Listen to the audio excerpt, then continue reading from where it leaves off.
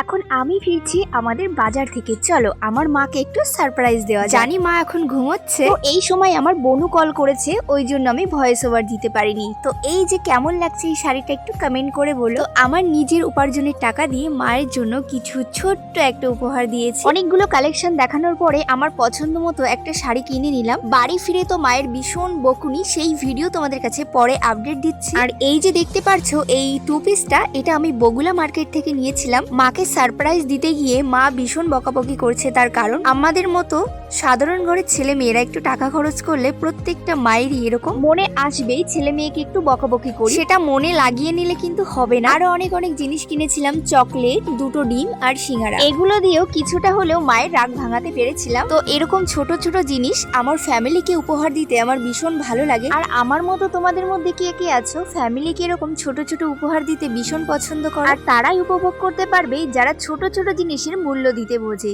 So tata, দেখা হচ্ছে অন্য কোনো ভিডিওর মাধ্যমে।